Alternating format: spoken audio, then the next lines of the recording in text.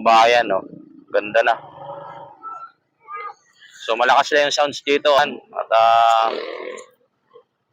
binabakas na talaga yung mga forma.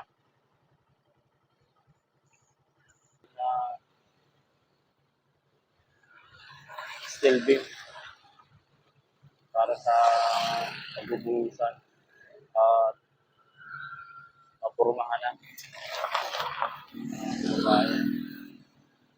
Ito pa, isang poste na to. Pantay pa to dito. Ito, paris sa kaliwa natin. Ayan. Yan yung paris niya. At meron pa doon isang paris na poste. Ayan o. Ayan ang isa. Isang paris din yan. Ito yung isa na lampa ng roller crane, mga kababayan.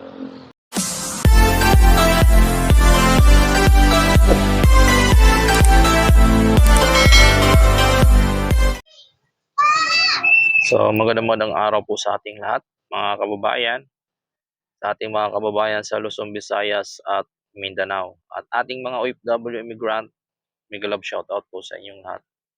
So nandito po tayo sa po ng PUP Santa Misa upang magbigay sa dadaanan din po ng NLEX connector at magbibigay tayo dito update, mga kababayan. So dito sa ating bandang kaliwa. So dito may nakita tayong isang kapwa vlogger natin na update niya kahapon.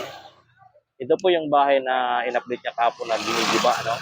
Ayan, at meron nga dito heavy duty na pang tibag na pang kung sa jack pinakaano ng camera na meron isang malaking truck. So meron mga trabahador diyan na mga nakayunot ng kulay po, mga kababayan. So yan yung nakita kahapon sa kapwa vlogger natin na in-update niya na ginigiba na bahay. Minamaso yung mga pader. Yan, may kita natin yung taso, may mga putas-putas na dahil sa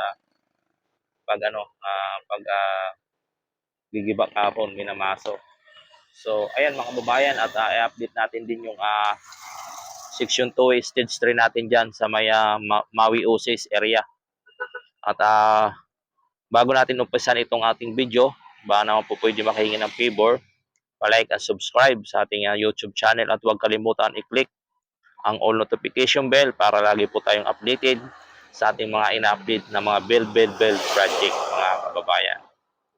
So ito nga po, mga kababayan, no? At malapit na ito dito magkagibaan pa ng ibang bahay dito na dadaanan po ng ating NLEX connector, mga kababayan. Dito po yan sa may PUP, no? Sa may Polytechnic University of the Philippines.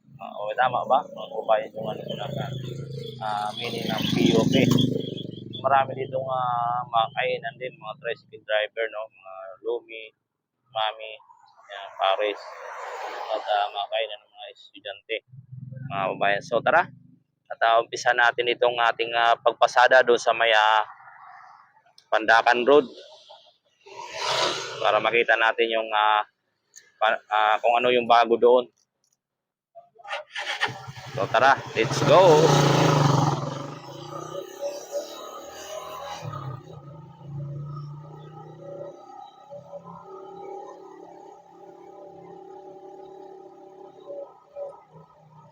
So, di na masyado maingay yung motor natin, mga kababayan. Okay naman pa ang ating video na kagabi, at hindi na masyado naririnig yung motor natin. At napaayos na po natin yung tambutso. Wow, sana all. Kasi tayo ng oras at tayo ng pagpaayos ng natin. Ito na nga po, mga kababayan, ayan, maganda na at makinis na. Dito, titingnan natin dito, mga kababayan, sa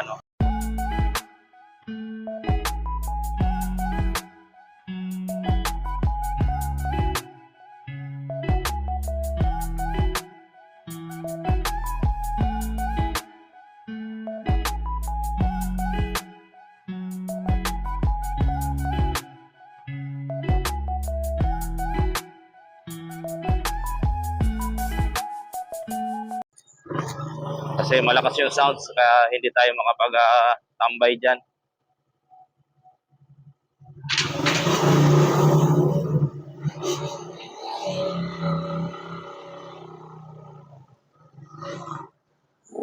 Ayan, at binabakas na talaga yung mga forma.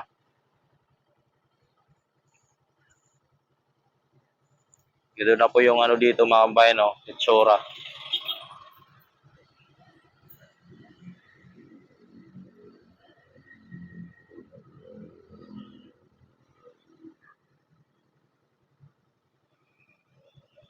Napakaano na po mga kabayan, no?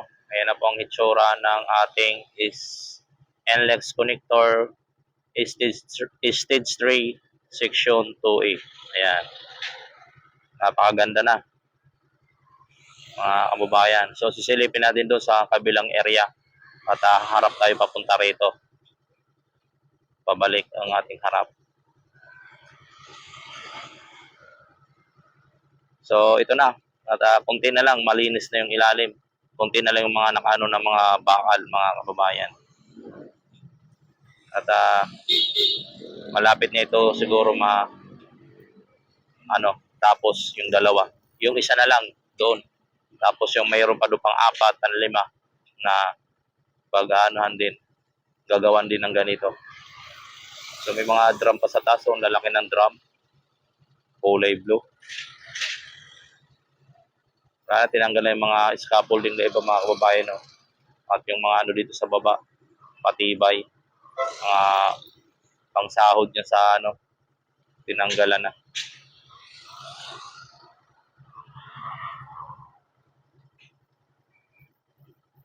So, titingnan natin doon sa kabila mga kababayan. Ayan o.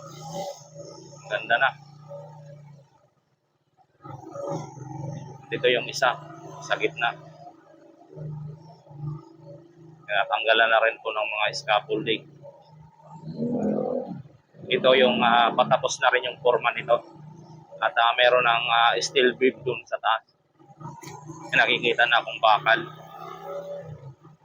na dinalagay.